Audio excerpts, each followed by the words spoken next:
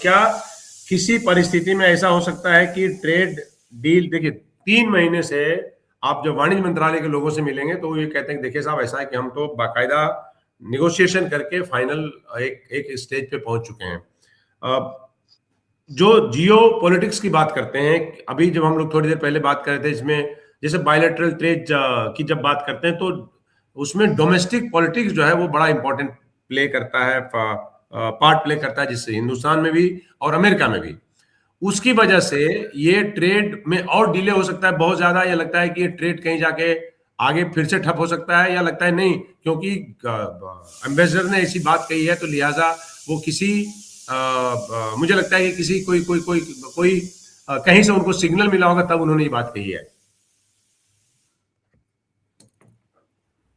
हाँ, एक तरीके अभिजीत से देखा जाए तो जी। ऑब्वियसली इसमें बात तो डेफिनेटली ये है कि कहीं ना कहीं से सिग्नल अगर नहीं मिलेगा तो एम्बेसडर गॉड ये चीज बोलेंगे क्यों। तो एक तरीके से, लेकिन देखिए एक चीज ये भी है, क्योंकि ये प्रेसिडेंट ट्रम्प पिछले साल वही मतलब जनवरी फरवरी में अब उन्होंने जो बागडोर संभाला, और उसके जी बाद जो है जाने के बाद ही ये जी टैरिफ वेरी ये सब लगाने के बाद लोगों के मन में एक्चुअली ये चीज पैदा हो गया है कि ट्रेड डील मतलब ऐसे ही चुटकी बजा के होता है। एक्चुअली ट्रेड डील चुटकी बजा के पहले भी कभी नहीं होता था। ट्रेड डील का नेगोशिएशन, ये डब्ल्यूटीओ का एक नेगोशिएशन जो 1947 हम लोग जब जो जीएडीटी जिसको कहते हैं उस समय में हम लोग जब इंडिपेंडेंस हम लोगों को मिल रहा था, हम लोग जी जब स्वतंत्र हो रहे थे उस समय में उसका वो शुरू हुआ था, जो फाइनली जाके 1995 में, आप सोचिए मतलब वो लगभग जो है 50 साल बाद जी जाके कहीं ना एक सहमति हुआ और वहां से डब्ल्यूटीओ बना।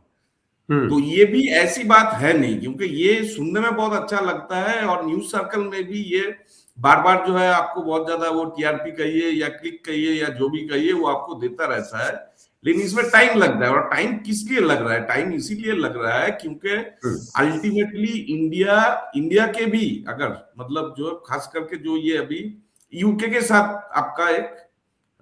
ट्रेड डील हुआ है, यूके जी के साथ ट्रेड डील, बाकी सारे चीज आप छोड़ दीजिए, यूके के साथ ट्रेड डील में आप देखिए जैसे सीबैम जैसे जो प्रोविजंस है जो ईयू में पैदा हुआ है और उसके बाद जो है वो यूके में भी एक तरीके से लागू होने वाला है जहां तक मतलब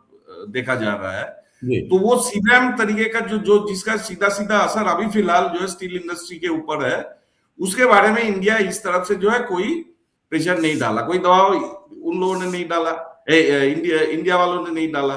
जब इंडिया वालों ने ये नहीं डाला तो उधर से भी जो एग्रीकल्चर और डेयरी लेके जो यहाँ पे सेंसिटिविटी है तो उसको मद्देनजर रखते हुए तो इन लोगों ने भी जो है उधर से बहुत ज्यादा कुछ प्रेशर डाला नहीं, तब जाके आपका डील हुआ है। न्यूजीलैंड वाले डील में सबसे ज्यादा ये तो मैं जो पिछले हफ्ते ही पढ़ रहा था, क्योंकि उनके जो कॉलिशन है, जो रूलिंग कॉलिशन है, रूलिंग कॉलिशन में एक वो जो भी है जो नेशनलिस्ट पार्टी का ही है जो भी कही है जो जी वो एक हिस्सेदार है पावर में, तो वो भी खुश नहीं है। वो जाके कुछ जो मतलब दूसरे तरीके का जो है कुछ नॉइज किया कि जो है ये डील हम लोगों के लिए अच्छा नहीं है, जिसके चलते जो है न्यूजीलैंड प्राइम मिनिस्टर को आके एक स्टेटमेंट देना पड़ा कि नहीं नहीं ये डील हम लोगों के लिए बहुत बढ़िया है। तो ये सारे जो डायनामिक्स भी चलता रहता है। तो मेरे ख्याल से सबसे बड़ा चीज ये है कि एग्रीकल्चर और डेयरी ये दोनों चीज ऐसा है, बाकी सारे चीज अगर मैं छोड़ दूं ये दोनों चीज में बात अटकना ही अटकना है, क्योंकि अगर आप डब्ल्यूटीओ का भी अगर हिस्ट्री उठा के देख लेंगे